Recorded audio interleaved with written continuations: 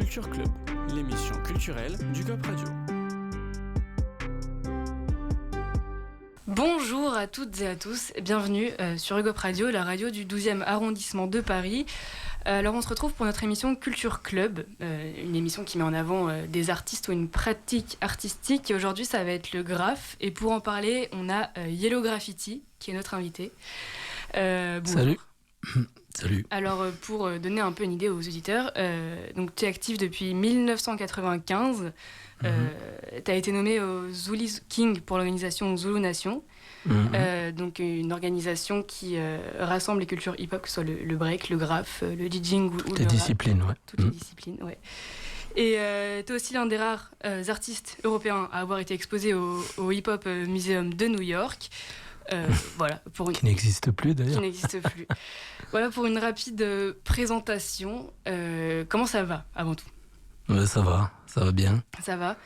Alors on va parler un peu de ton parcours et de comment est-ce que tu as découvert le graffiti. Alors, c'était début années 90 quand j'étais au collège. J'ai 47 ans bientôt, c'est ouf.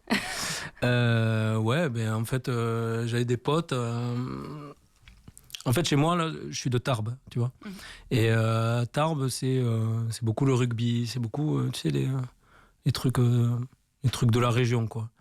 J'y jouais pour me faire de copains, j'avais pas le choix que de jouer au rugby. Et à un moment donné, c'était un peu saoulant. Et j'ai rencontré des potes à Tarbes et qui écoutaient du rap.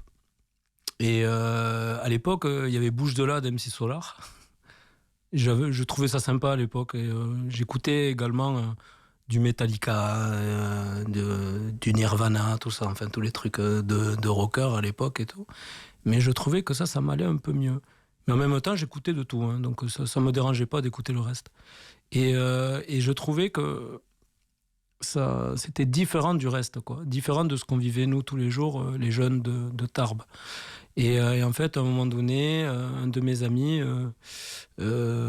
Toufik, paix à son âme, là, qui est parti il y a pas longtemps malheureusement, m'a prêté une cassette vidéo. Il avait enregistré une émission qui s'appelait Yo MTV Raps.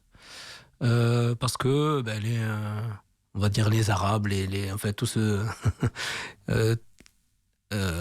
toute cette population-là, en tout cas, avait une antenne satellite, une parabole, tu vois. Et donc ils avaient ça. Moi, j'avais pas, tu vois. Et donc en fait, il m'a prêté ça et puis c'était fou. J'ai vu des clips de dingue. Et je disais mais moi je veux faire ça. Et j'avais fait le lien avec un groupe là qui était à Tarbes. Je sais plus le nom.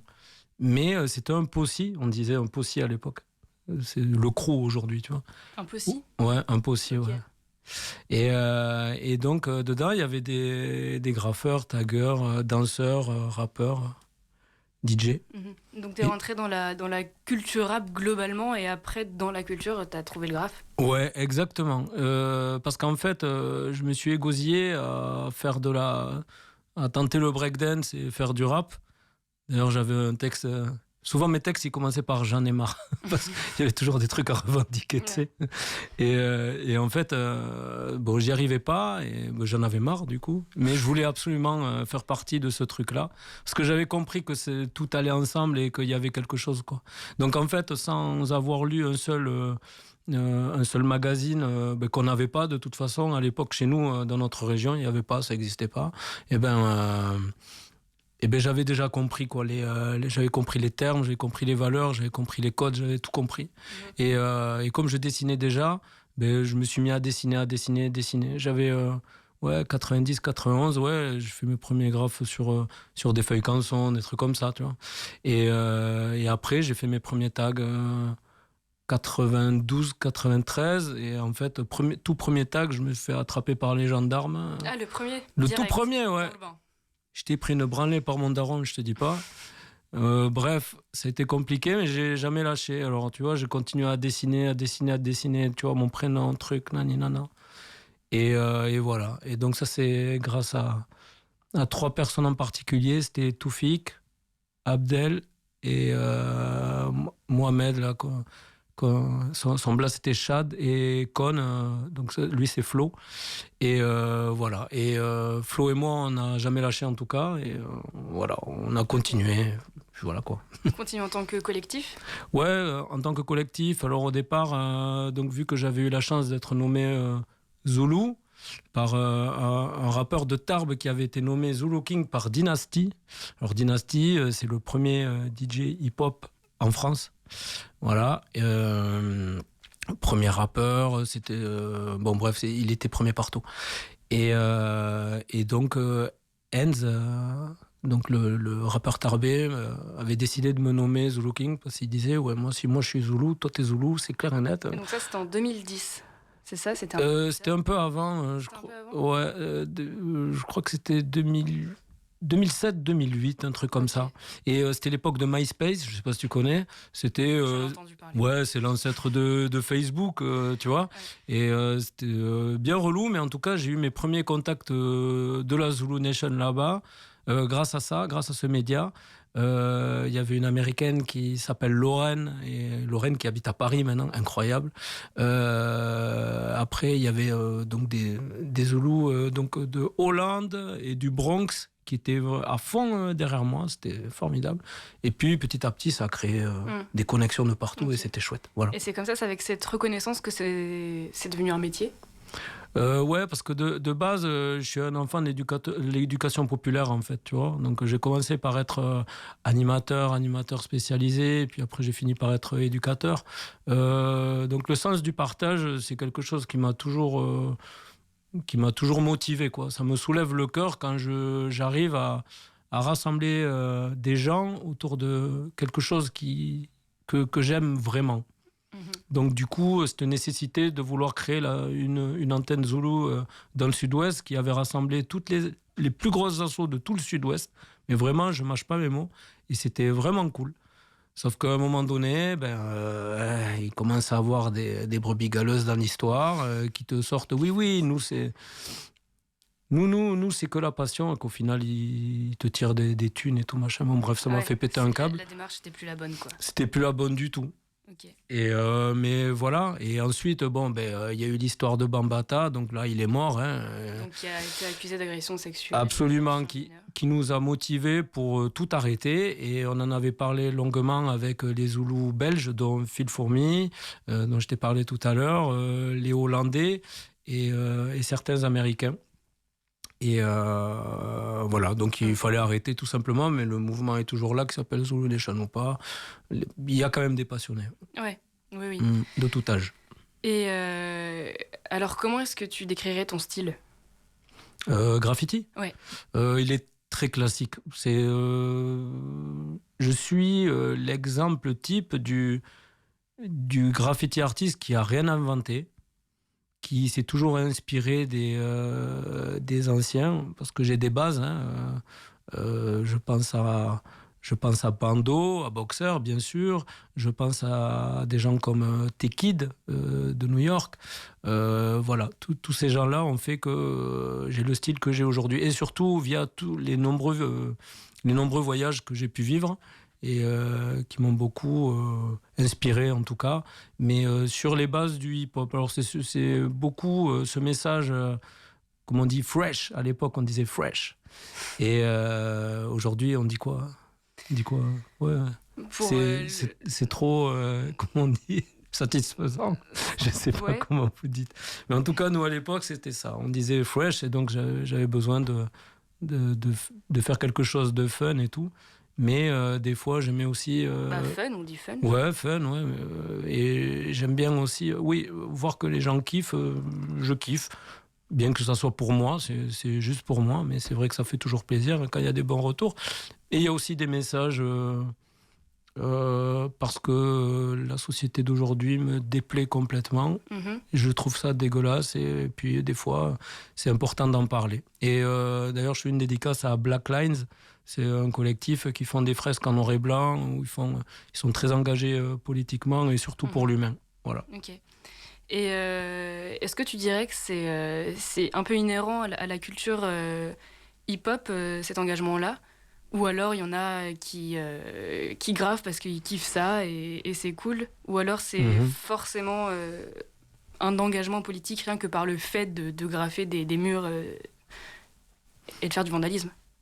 Alors maintenant, il y a plusieurs mouvances. Alors, c'est sûr qu'à l'époque, on était rassemblés sous un même drapeau.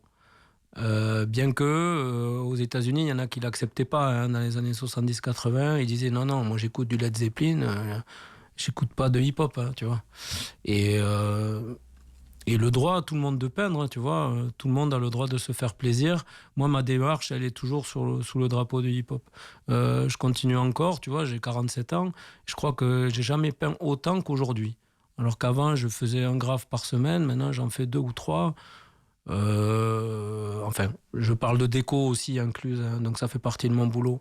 Mais je crois que à ce stade-là, même dans 20 ans, j'y suis encore parce que je m'en lasserai jamais.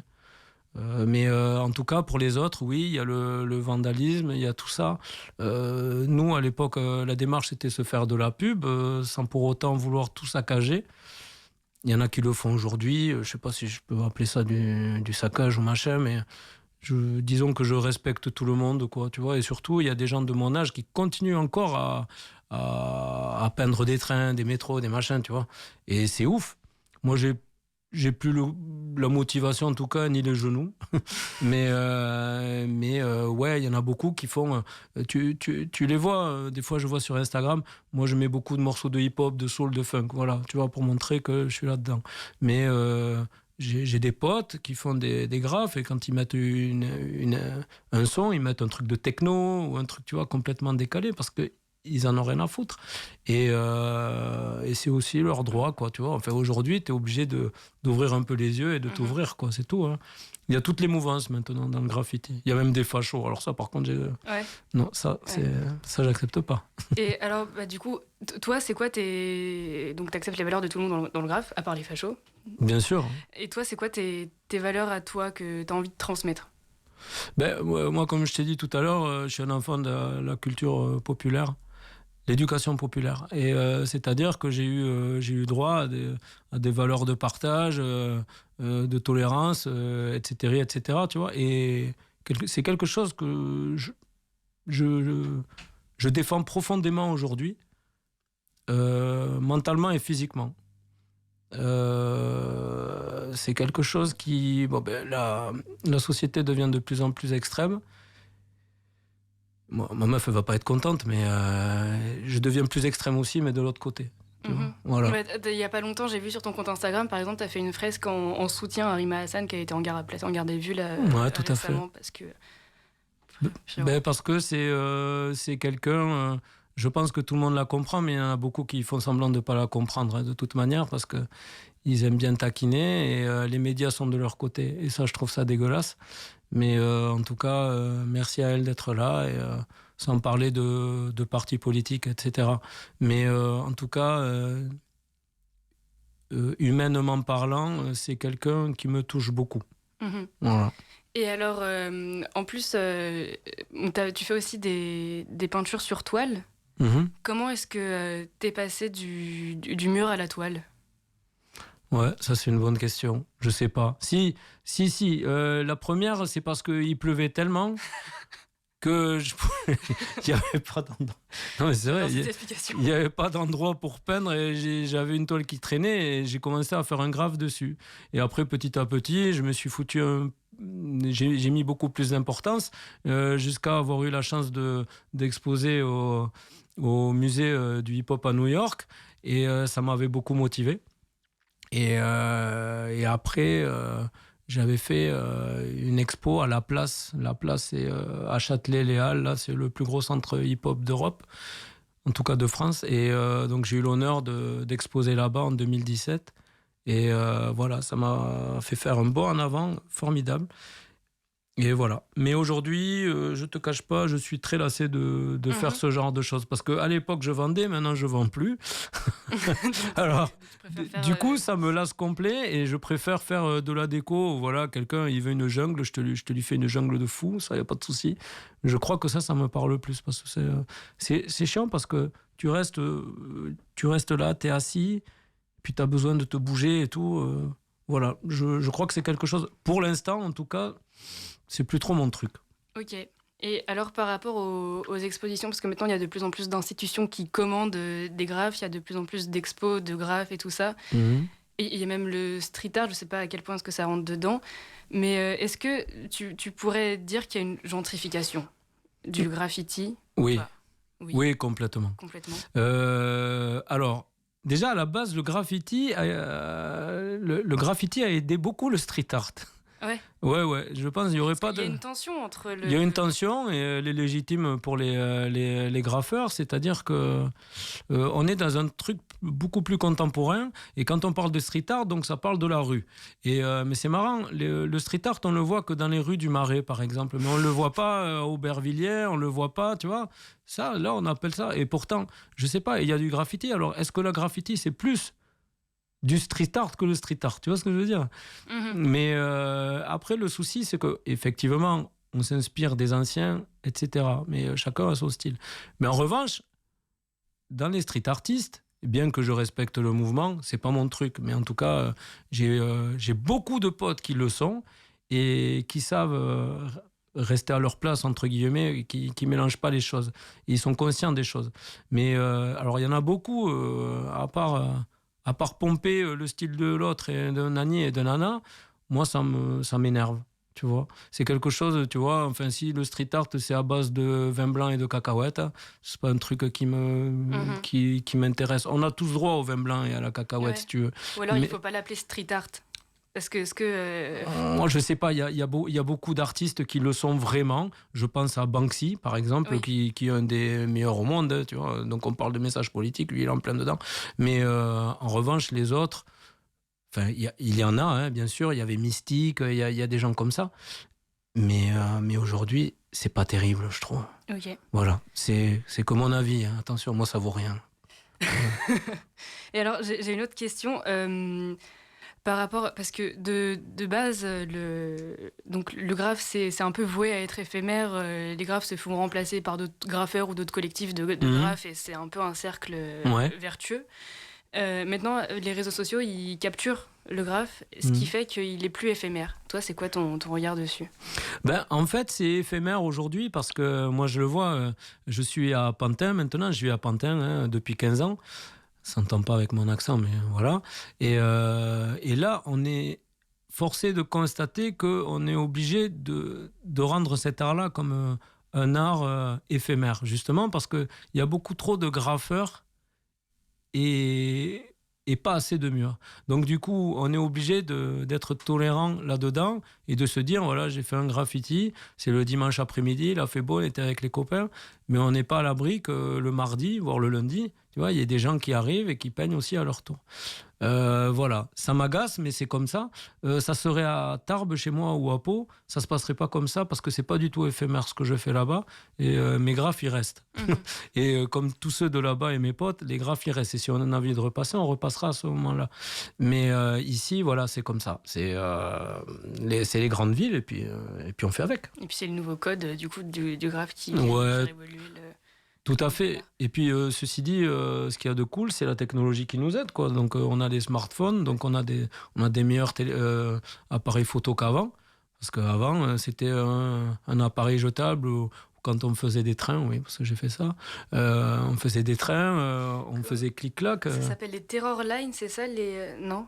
Rien à voir. Ok. C'est quoi les Terror Lines? En préparant, j'avais vu que le train passait et la bombe projetait de la peinture et du coup ça faisait une trace sur le train qui passait. Ah non, nous on faisait de vrais graphes dessus. Ok. Tu vois, le train il bougeait pas et tout, voilà. Mais en même temps, on faisait avec des Kodak jetables, on prenait en photo, on l'emmenait à photostation à l'époque, là, tu vois. Et en fait, la moitié des photos, elles marchaient et le reste, c'était que elles étaient blanches, du coup on avait fait des graphes pour rien. Mais ce qu'il y a de bien aujourd'hui, c'est qu'on a de belles photos. On peut prendre le même graphe à 100 photos, il n'y a pas de souci. Ok, et alors dernière question, est-ce que tu as des projets en cours ou futurs qui arrivent? Alors là, pour l'instant, en dehors des voyages, mais bon, là pour l'instant c'est un peu compliqué par rapport à tout ce qui se passe, hein. Mais non, des projets, j'en ai eu de beaux, parce que j'ai eu de la chance de bosser pour des belles marques. Ils sont faits, ils sont validés, ça c'est très cool. Et là, pour l'instant, on va voir ce que nous réserve l'avenir. Ouais. Super, on espère que l'avenir sera bon. Merci beaucoup d'être venu au micro du GOP. On mettra tes réseaux sociaux en description sur la chaîne YouTube. On invite les auditeurs à aller te suivre et aussi à nous suivre sur notre chaîne YouTube et nos réseaux. Merci beaucoup et à bientôt. Merci Anouk, salut, bye. Culture Club, l'émission culturelle du GOP Radio.